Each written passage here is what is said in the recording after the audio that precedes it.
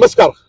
आज वसई विरार शहर महानगरपालिकेच्या सर्वसाधारण पहिली महासभेचं आयोजन केलेलं. आजच्या ह्या महासभेमध्ये सर्वसाधारण सभेमध्ये आज महापौर यांच्या अध्यक्षतेखाली आज स्थायी समितीच्या 16 सदस्यांची निवड करण्यात आली. वसई विरार महापालिकेची पहिली सर्वसाधारण सभा आज शुक्रवारी दुपारी पालिका मुख्यालयात पार पडली. बहुजन विकास आघाडीचे प्रफुल्ल साने यांची सभागृह नेतेपदी तर भाजपचे मनोज पाटील यांची विरोधी पक्षनेतेपदी निवड झाली.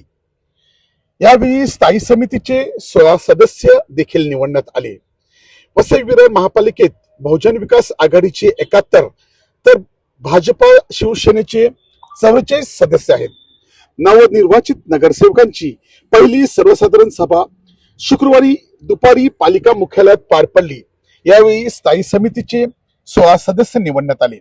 त्यात बहुजन विकास आघाडीच्या 10 आणि भाजपाचे 6 सदस्य. सभागृहात नेतेपदी बवियाचे ज्येष्ठ नगरसेवक प्रफुल्ल साने यांची तर विरोधी पक्षनेतेपदी भाजपच्या मनोज पाटील यांची निवड करण्यात आली. बहुजन विकास आघाडीचे ह्यामध्ये 10 सदस्य निवडण्यात आले तर भारतीय जनता पार्टीचे 6 सदस्य ह्या ठिकाणी निवडण्यात आले.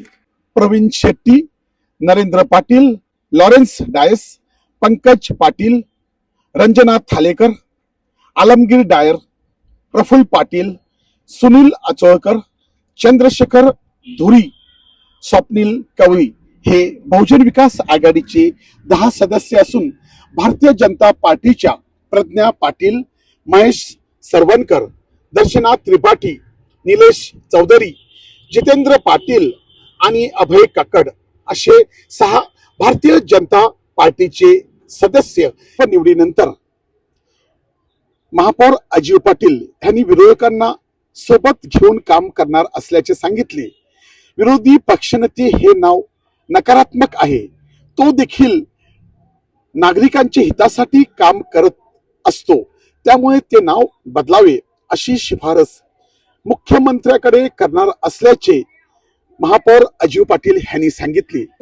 विरोधी पक्ष हे नाव मला काही पटत नाही असं महापौर अजिव पाटील यांचं म्हणणं आहे. खरोखर महापौराचं आजच्या पहिल्या मीटिंग मध्ये त्यांनी हे वाक्य जे बोलले त्यामुळे भरपूर लोकांना फार चांगलं देखील वाटलं आहे. कारण सर्वांना जो चांगलं काम करणारे आहेत त्यांना देखील सामावून घेतलं जाईल, सर्वांचं काम केलं जाईल हे देखील सांगितलं. परंतु विरोधी म्हणजे विरोध करणारा तर विरोध करणारा नाही, समाजासाठी काम करणारा व्यक्ती आहे. त्यामुळे विरोधी पक्षनेते हे नाव बदलून ह्याला काहीतरी चांगलं आणि प्रेरणादायी नाव द्यावं हीच महापौराची इच्छा आहे. वसई लाईव्ह न्यूज साठी दिलीप डाबडे, अब्दुल कलाम. नमस्कार. स्थायी समिती सदस्यांची नावं आली गटनेत्यांकडून. लवकरात लवकर स्थायी समितीचा सभापती निवडला जाईल. तसेच विरोधी पक्षनेता, सभागृह नेता यांची देखील नावं आली, ते देखील स्वीकारले गेलेले आहेत. आता प्रश्नोत्तराच्या काळामध्ये काही प्रश्न आलेले पण विहित मुदतीत आले नव्हते, त्यामुळे पुढच्या मीटिंगला त्यातील काही प्रश्न येतील आणि लवकरच एक परत होईल मीटिंग, जेणेकरून त्याच्यामध्ये वेगवेगळे विषय येतील. सगळ्या सदस्यांना त्यासंबंधी सूचना दिलेल्या आहेत. जनता पक्षाचा एक कार्यकर्ता हा पक्षनिष्ठा आणि सातत्याने जर तुम्ही काम करत राहिलात तर पक्ष कशा पद्धतीने संधी देतं याचं एक उदाहरण माझ्या रूपाने आहे. गेली 30 वर्ष अत्यंत कठीण परिस्थितीमध्ये या ठिकाणी भारतीय जनता पक्ष होता, परंतु सर्व कार्यकर्त्यांनी घेतलेली मेहनत, आदरणीय मोदीजींचं, देवेंद्रजींचं आणि आमचे सन्माननीय प्रदेशाध्यक्ष रवींद्र चव्हाण साहेब यांच्या नेतृत्व यामुळे 2024ला विधानसभेमध्ये लोकसभेप्रमाणे परिवर्तन घडलं आणि महानगरपालिकेमध्ये आमचे 43 नगरसेवक निवडून आले. आणि त्यानंतर या महत्त्वाच्या पदासाठी मला भारतीय जनता पक्षाने संधी दिली, त्याबद्दल भारतीय जनता पक्षाचे आमचे नेते आणि मुख्यमंत्री देवेंद्र फडणवीसजी आमचे सर्वांचे कार्यकर्त्यांचं काळजी घेणारं नेतृत्व आमचे सन्माननीय प्रदेशाध्यक्ष रवींद्र चव्हाण साहेब, आमचे सन्माननीय खासदार सावरासाहेब, या ठिकाणचे दोन्ही आमदार राजनप्पा नाईक, स्नेहा दुबे, आमचे गटनेते अशोक शेळके, या सगळ्यांनी माझी विरोधी पक्षनेता म्हणून निवड केली त्याबद्दल मी त्यांचे मनापासून आभारी आहे। आणि विरारच्या जनतेचे पहारेकरी म्हणून आम्ही या सभागृहात आलेलो आहोत।